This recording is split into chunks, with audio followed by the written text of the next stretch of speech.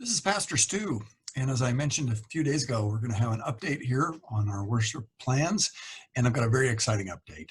And so I'd like to share that with you now. We talked about this process of returning to live worship, and it has been a process. We brought together this committee I mentioned with all the folks there that are listed.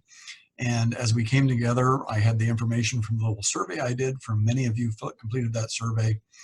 And it gave us a sense of what your interest was, what you would like to do.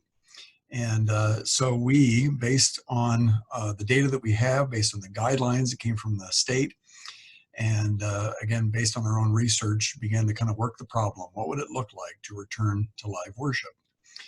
And the committee suggested a plan of how to apply these guidelines to our particular situation.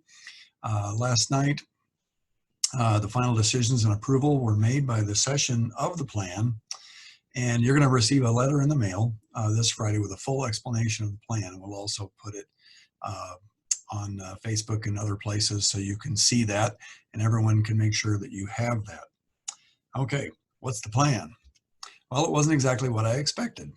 As we got together, we began to hear from you that there were great concerns. At least half of you, maybe a little more than half, had concerns about gathering too early, and if perhaps things were maybe even spiking in Lincoln, and if it would be wise for us to meet indoors. And so as we discussed it, it became clear that one of the safest places to meet is out of doors. In fact, there's no evidence that being outdoors, if you maintain social distance, has really any risk at all. And that's very, very encouraging. So we adjusted, and we are going to be holding a drive-in, walk-in worship service in the east parking lot.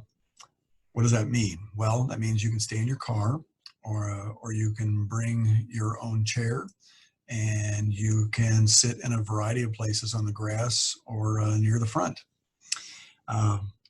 As you enter, you'll be receiving a sanitary communion wafer cup with somebody using gloves, of course, and so that's about the safest and most sanitary way we can do communion.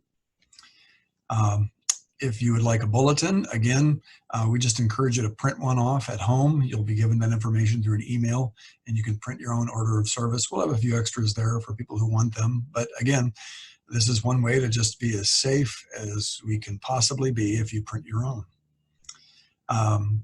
We will continue to provide the service online through Facebook and YouTube.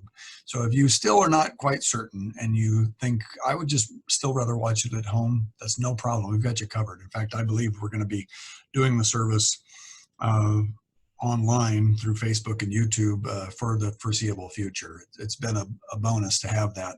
A lot of people appreciate that. And so we're going to continue that. So that's a general plan. You're going to get a lot more details when you get the letter in the mail. This is one of the things you're going to get in the mail is just a diagram of exactly how it's going to work.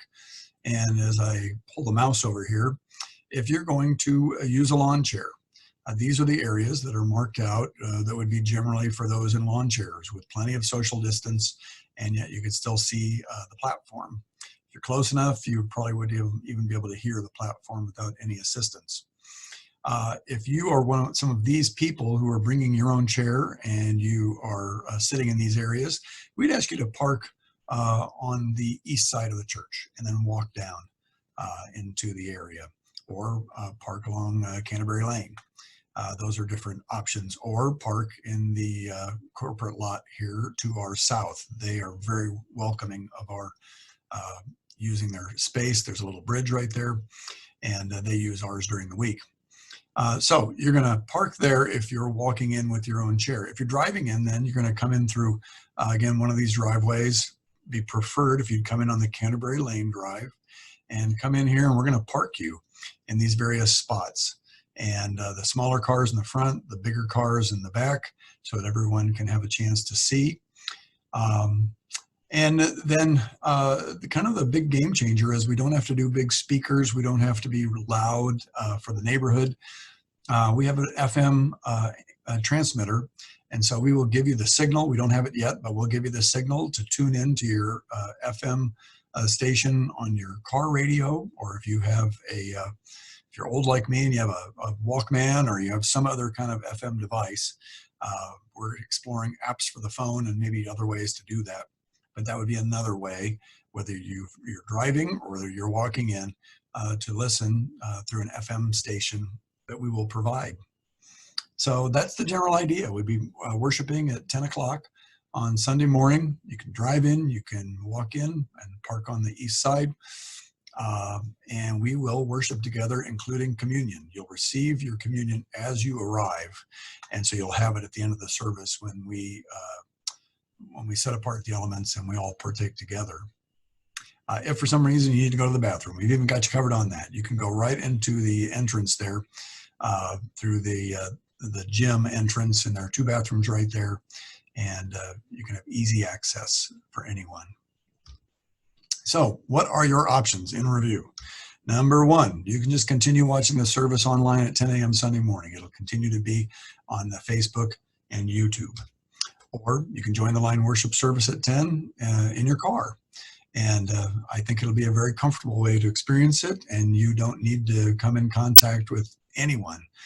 People who are handing out communion and so forth will be wearing masks and will be wearing gloves. And so you won't have to worry about coming in contact with them. The third possibility is you may want to just bring your own chair and walk down and find a spot. We just ask that you sit in family groups and you use the social distancing guidelines. Sit 6 to 10 feet away from other people. And we can sing, we can take communion, we can see other people, and it's going to be a great, great opportunity to be together. The fresh air just makes it so much safer than being indoors. It's really not any comparison. Another thing, though, one last reminder, and this is very important, bring your own coffee. If you forgot it, Dunkin' Donuts is just across the parking lot, and so they can set you up in the drive-thru. Having said that, this is another special feature of drive-in church. The law of the lid is suspended. You can spill as much as you want to in your own car or on the grass or in the parking lot. So there's that. So if you would like to help or have further questions, we're going to need some people to help. And so if you want to be a part of this and help make it happen, just send an email to office@zionpca.com or call the office. We're going to need some help with directing parking, passing out communion, those sorts of things. If you do pass out communion or pass out anything, again, we're going to ask you to wear a mask and wear plastic gloves that we'll provide.